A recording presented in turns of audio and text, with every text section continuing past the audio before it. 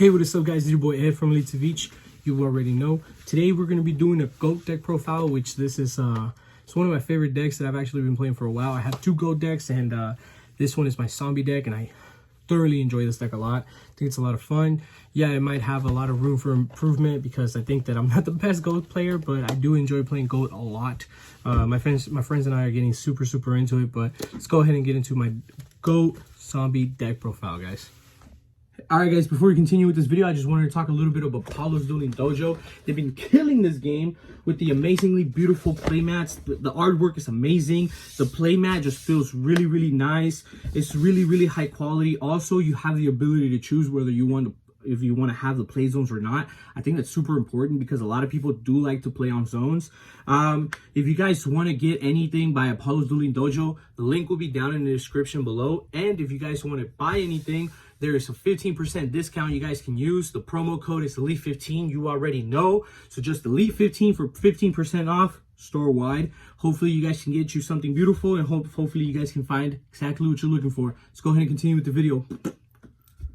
Alright guys, so getting into the deck profile, I think that since Vampire Lord it's a 2-of and it's one of the best zombies, if not the best zombie, you gotta kind of use them and you gotta play the 2-of that you are allowed to play.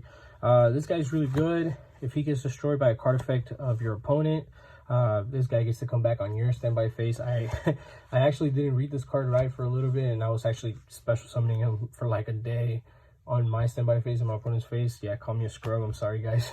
Vampire Lord, super busted. Definitely a 2-of. This guy is a YuGiOh. So this guy actually, I kind of played around with him for a little bit. I was trying to play like 2 of them, or like have like in the main deck, and then I also tried like having like 1 in the main and 2 in the side or something. But I think that just 1 of them is fine.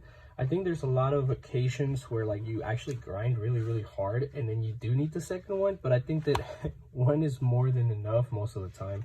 We're gonna continue. Best recruiter in the game, you already know. Pyramid Turtle, and then yes, you gotta have them in pretty little beautiful secrets, you already know.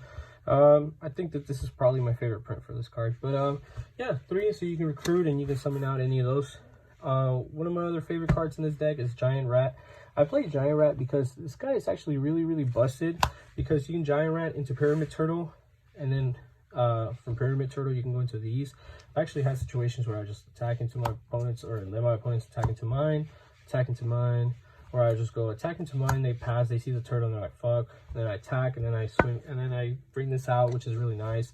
This gets over VLS really easily, so being able to have this setup to get into this is really nice. I kind of want to get a 3rd recruiter. I was thinking maybe tomatoes, but because none of them are dark, I'm actually not sure. Thinking about getting another recruiter. Let me know what you guys think. So far, this is something that I've really enjoyed. One card that a lot of people tell me not to play is, of course, Magician of Fate, so Moth.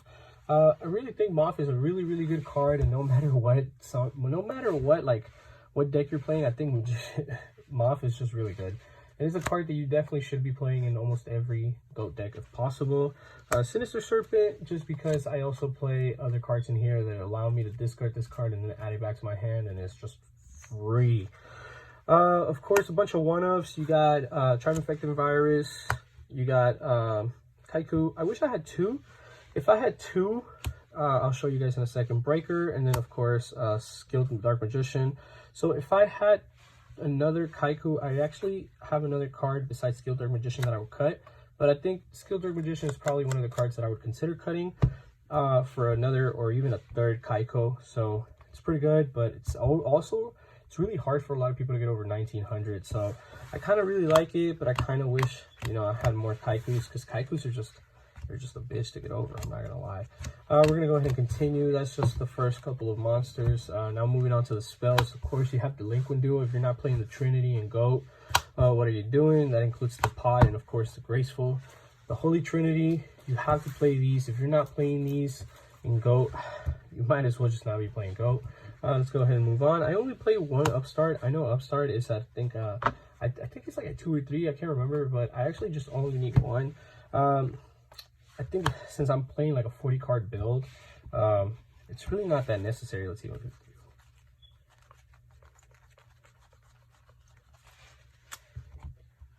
20.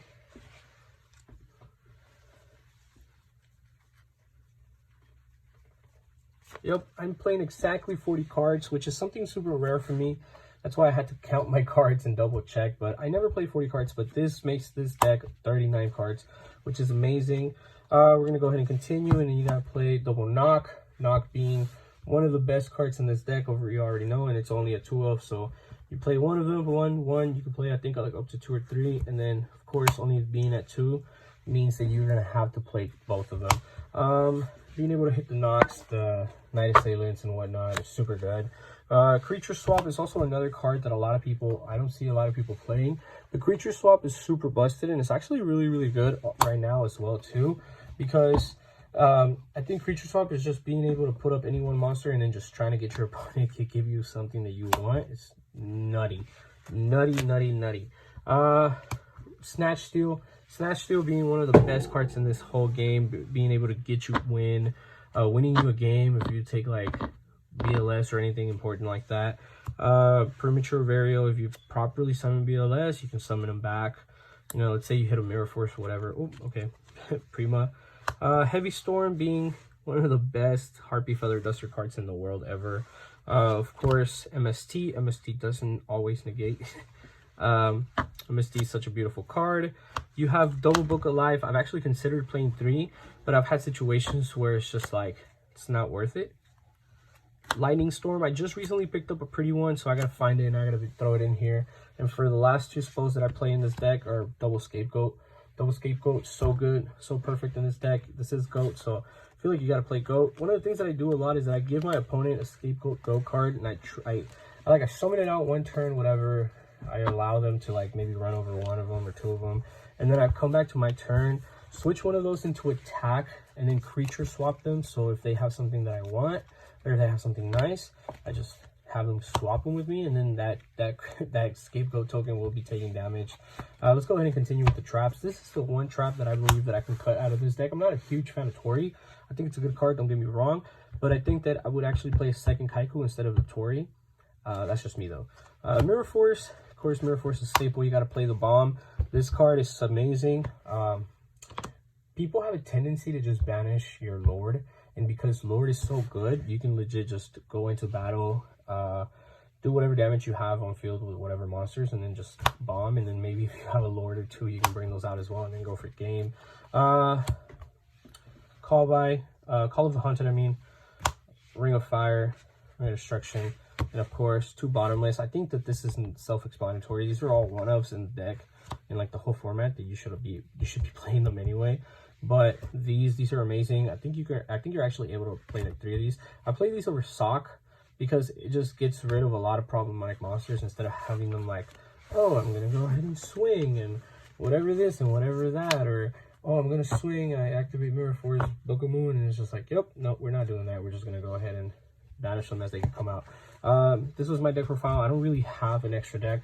I don't really play extra deck for Goat myself, but I really enjoy playing Goat. It's a lot of fun. You guys should definitely try it and you should get into it a lot more. My buddies and I are also getting into Edison, so you guys are going to be catching a lot more Goat. Edison deck profile is coming up soon. I'm super excited. I have like an Earth Beatdown Goat deck that is going to come out soon, and then I have other just Goat decks that the guys play. I think there's like a what is it, Gravekeeper deck that I'm gonna want to do soon and stuff like that. My buddy Elmer plays that one, but let me know what you guys think. I just want to play like cool decks and show them out to you guys, and then let me know what you guys like to see the most. Thank you guys, and I'll see you guys on the next video.